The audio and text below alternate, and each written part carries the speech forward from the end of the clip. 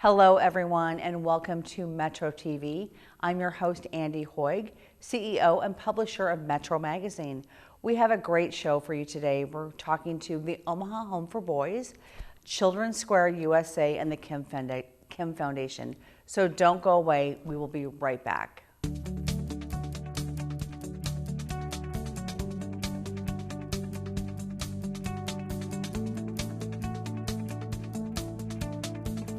I am here with Lori Bechtold, the Vice President of Development, Omaha Home for Boys. Lori, thank you so much for joining me today. Thank you, Andy. I truly appreciate this opportunity. Oh my gosh, you're so welcome. I feel like I've known you for so many years.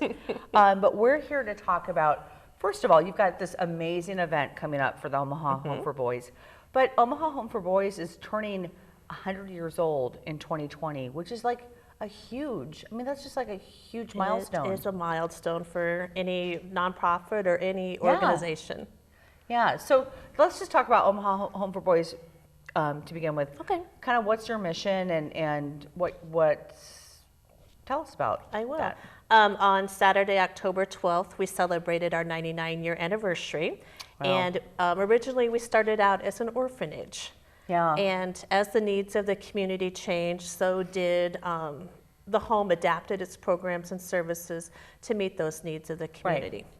And today we serve both young men and women, and our goal is focused on providing them the life skills, the education, financial literacy, anything to help them become independent and self-sufficient adults. Yeah.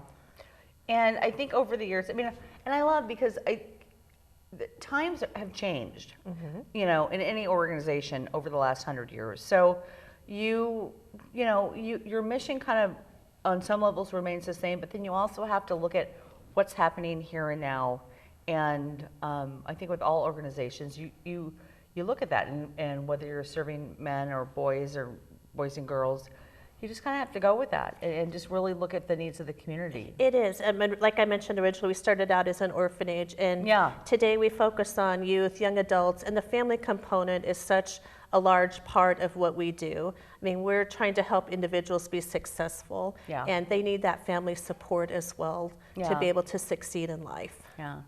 So one of the exciting things you have going on, and I love this, you have an event coming up on November 15th? November 8th, Friday, November 8th. Okay, sorry.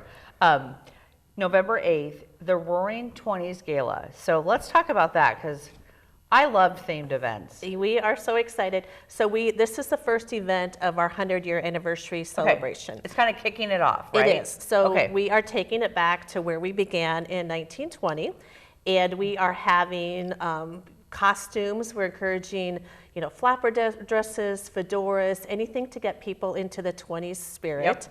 We'll have a player piano. We have a Model T. We have a photo booth. Our VIP reception will be a speakeasy format, 20 themed cocktails, casino games, and then we'll have the Diamond Empire Band play for us to culminate our event that evening. Okay. Do you have a speaker that night? We do not. Okay, so we're going out and having fun. Fun and festive. Yeah. So how can people buy tickets to that event? They can either call 402-457-7014, or our website is www.omahahomeforboys.org. Again, I'm so looking forward to this event. So where do the proceeds from this event go to? It benefits the programs and services that we offer to the young men and women at the home. As I mentioned earlier, to help support financial literacy classes, education, just helping kids learn basic life skills. And how can people find out more about what your needs are, if they want to donate, do you have volunteer opportunities? Yes, we do. And those are all available on our website. Okay. Or they can call the same one, www.omahahomeforboys.org. Okay. And what's on the horizon? I'm looking at my notes. As if people look, what's on the horizon? So we are kicking it off for this gala. Sure. And then do you have other things that are going to happen throughout the year? Certainly do. So August 8th of 2020, we are doing a hauling bales fun run at Cooper Memorial Farm. Oh my goodness. Okay. What does that mean? I'm in. We are Cooper Memorial Farm, it's a very hilly terrain. Okay. So we're having a road race, and we're calling it hauling bales. So is it like a 5K? Yes. Or okay. Yes. So Okay. that'll be one of our activities. And then on October 8th, we are having our 100-year anniversary celebration at the CHI Health Center. Okay. So that's like that kind of like, is that culminate, like It kind of does. brings it all? It does. And then Sunday, October 11th, we're culminating with an event for the Masonic community and past staff and alumni of the home. So exciting. It is very exciting. And so much good that your organization, Omaha Home for Boys, has done. I mean, for literally 100 years. I mean, it's amazing when I sit down and talk to people like you, and that we can, 100 years is 100 years. That's a lot of lives that Yeah. we've been able to impact and absolutely make a difference. Absolutely. So anything else you want to add No, to the just, conversation? We'd love to have everyone come out. It's going to be a great evening and help us celebrate 100 years of success. Yeah. And so for more information, people can go to www.omahahomeforboys.org. Okay. Or they can call 402-457-7014. All right. And we have a great we have a 2-page article Yes. in the October issue, Omaha Home for Boys, and they can also find information in our giving guide about Omaha Home for Boys. So Great. Lori, thank you so much. Great. Thanks, Sandy. I appreciate Yeah, it. you're welcome. And we will be right back.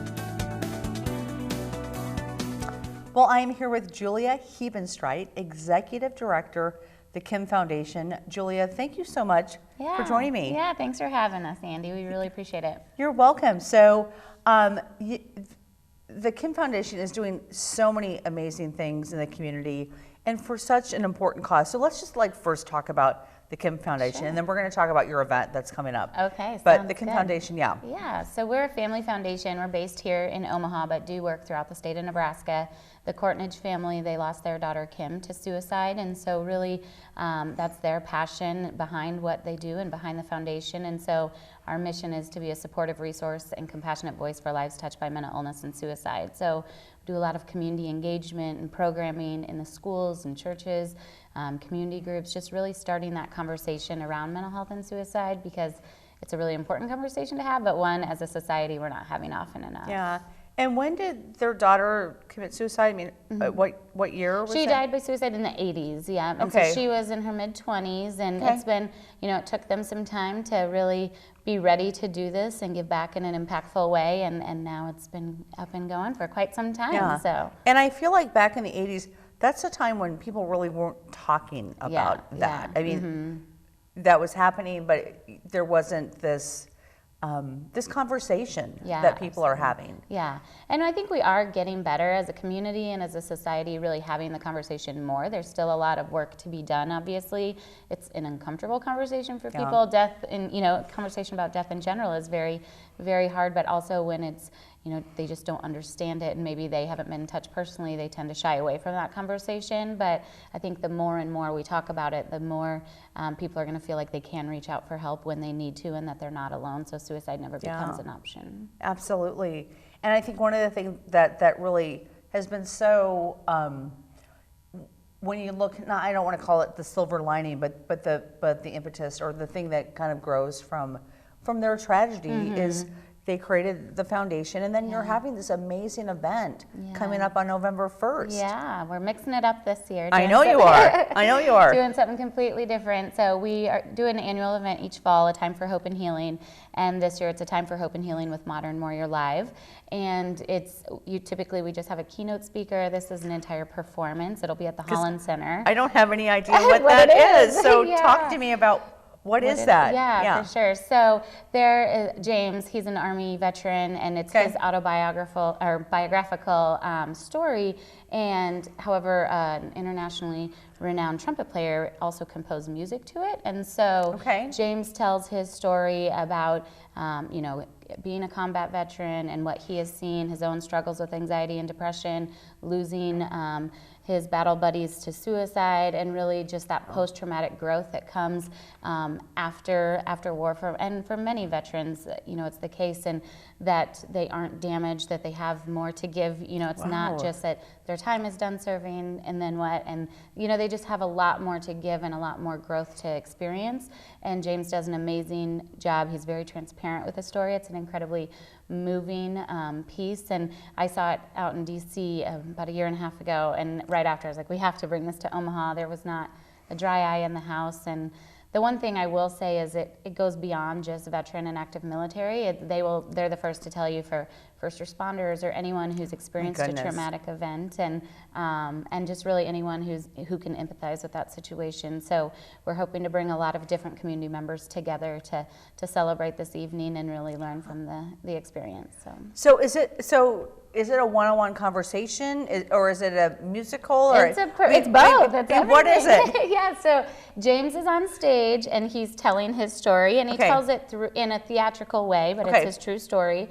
And there's letters from his mom that he gets into, and so it's very personal. Gosh. And then there's also musicians and vocalists that sing throughout, and they have a beautiful set that really furthers the story, and so it lasts. And there is, though, the conversation piece, the talk back afterwards, so that they can gauge from the audience, what did you get from the experience, what can we help you with, and they have a lot of people that come up afterwards and talk to them. People have a chance to meet the talent, and James is a veteran, so it's a little bit of everything all into one. So we're excited. I love it. I mean, I'm so excited for this, because typically such great works, but you guys have typically done a luncheon. So this is kind of taking it to a completely different level at the Holland Center, and having that.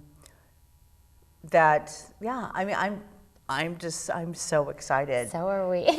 For what this really can bring to the community, and how the community can get engaged back in with you, and so. And our hope is that any military or first responders that want to see the performance and come, we had built into our sponsor packets that they could donate tickets back to military and first responders. So we have a lot of those available as well, and we have different levels of tickets, whether they want to come to the reception, and they can go to the website and find all the information. So thekimfoundation.org to purchase tickets or donate tickets to veterans as well. Okay, so I just want to backtrack. Yeah. So a company or an individual, if like I want to just buy 5 tickets or 6 tickets to donate back to a veteran. Yep, absolutely. I can do that. Yep, and then we facilitate that for them too. We're working with the VA and other military-focused organizations and first responders here in the community. So.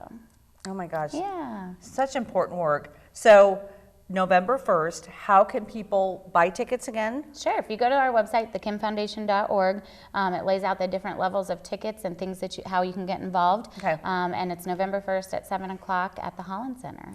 So, and let me ask you this, kind of, the event piece is awesome, but what can the community do? I mean, beyond the event piece, what can we do to save lives and implement suicide prevention? I mean, what are some tools? Yeah, I think that's an important piece, is that people don't understand that all of us can play a role in suicide prevention and saving lives in our community.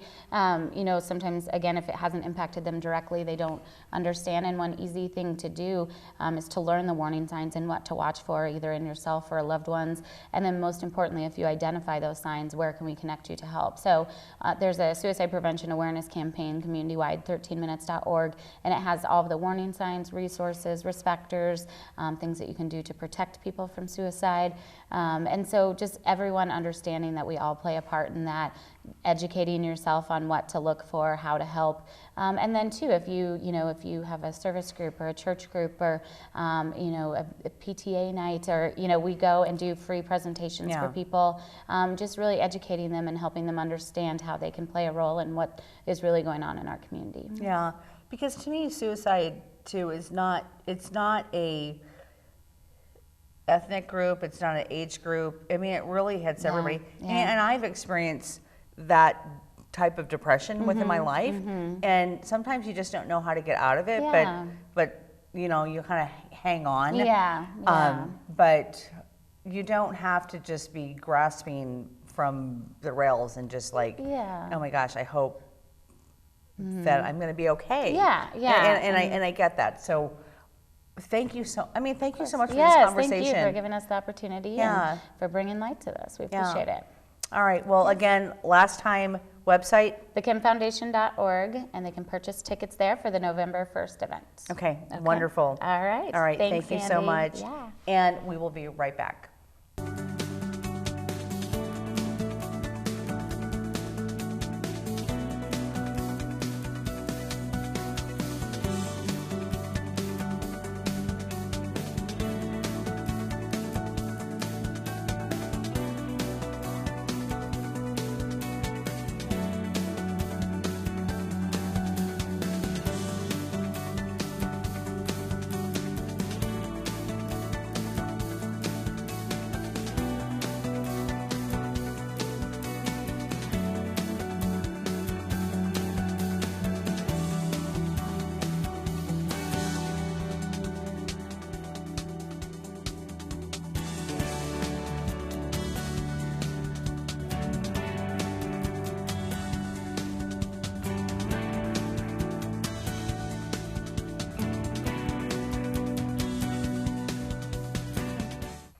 I am here with Cheryl Clark, Vice President of Resource Development for Children's Square USA. Cheryl, thank you for joining me today. Thank you for having me here. I appreciate it. Tell us about Children's Square. Been around for so many years. Yes, Important organization, so tell us about it. Well, Children's Square, I think it is helpful to start with that it's kind of a mini Boys Town, except we are older than Boys Town. We actually started 137 years ago in Council Bluffs. Wow. And I think it's interesting too, I kind of like my history, Andy, in that it was started by Reverend Lemon in response to the 1871 floods in Council Bluffs. So there's some parallels with today. Oh my goodness, yeah. So all of the homelessness, hunger, people that were uprooted from their home and jobs is why Children's Square first came into being, is to help all those folks that were impacted by the big flood in Council Bluffs. Right. So like now, who does Children's Square serve? Yes. Today? 137 years ago, it was an orphanage. It truly was. And then it progressed from really just being served by private donations to the 9-acre campus that we have today that is funded 85% by contracts, by insurance and government contracts, and 15% by private donations. And again, why I think that it is interesting as far as the history is orphanage to where we are today with our various programs, because of all the changes that we've seen in the last 137 years with divorce, two-parent families that are both working, the changes in mental health legislation that we see more homeless and mentally ill on our street. So that is why we have seen Children's Square grow to really focus on youth and family that have educational needs and focus on behavioral and emotional needs of children and youth. Absolutely. And I think the exciting thing, you have this big event coming up. Yes, we do. Which I have been going to the Jason Awards, I mean, honestly, for decades. I didn't know that. I've been going to the Jason Awards for decades, and it really does recognize people doing so many good things in the community. So let's talk about that event for a little bit. Yes, this will be, we've been doing the Jason event. I think we are in our 20th plus year. Okay, I would believe that. Yes, the Jason recognition event, and it is recognition of those individuals, corporations, businesses in our community and nationally that have exemplified and amplified the need of children and youth and families in our community to focus on a successful life. Yeah. So we are recognizing those people really that have exemplified the mission of Children's Square. So that event is on Friday, November 15th. Yes, it is. And can you name off the top of your head, or do you need to look at your notes, who's being honored this year? Well, I know who's being honored this year without looking at my notes, but I can't tell you yet. Oh, so is this like is it a secret? It's somewhat that's okay. Secret. That's awesome. But I can give you a few hints if you would like, because it is really interesting how we select the recipients for Jason. So they haven't been announced yet. Do they get announced before the awards? Absolutely. Okay, so we're kind of we're just on the, I think we're on the cusp of finding out who those people are. Exactly right. I mean, we have named internally. They've been notified, the recipients, and we have our honorary co-chairs. But it's interesting. Who's your honorary co-chairs? I can tell you that. That will be the marshals. Okay. So John and Andrea Marshall of Council Bluffs, and also Dennis and Cindy Keithley. And both of those families have been remarkable as far as their support of Children's Square in both time and treasure, if you will. Absolutely. Yeah, they've been wonderful. And the recipients, I'll just mention briefly that we do have a national recipient that we haven't announced yet, who will be recognized for her work. And I won't say too much because I'm afraid it will give it away, but really to talk about love, forgiveness, and how children that have been involved in a tragic situation can work through and focus on love, forgiveness, kindness. Right. And then we have 2 alumnus, or is it alumni? Alumni. Of Children's Square from many years ago that we will be honoring from the area, which it will be really a remarkable story to hear them tell that. And then we have a local community partner who has a love for children and a focus on education, who will also be honoring. Well, I'm so excited. First of all, just being so involved in your organization for so many years, doing such great work. I mean, just super important work in the community in Council Bluffs and Omaha. I mean, you do it in both areas. But the Jason Awards, Friday, November 15th. How can people buy tickets? They can buy. We will be sending out invitations shortly, and then they can also buy tickets online at our website, the Children's Square website, so childrensquare.org. Okay. Cheryl, thank you so much for joining me today. Thank you. And it's been great to get to know you. So, yes, I feel the same. Thank you so much. You're welcome. And we will be right back.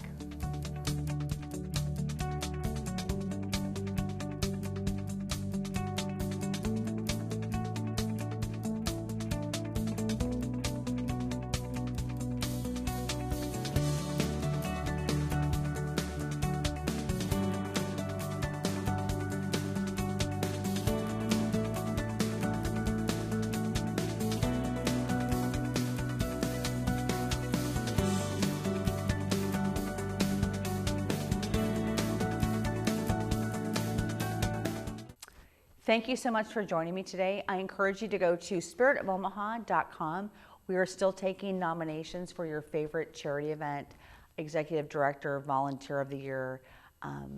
Enter all that information through the end of October 31st. Spiritofomaha.com, like us on Facebook, and we will see you back here next week.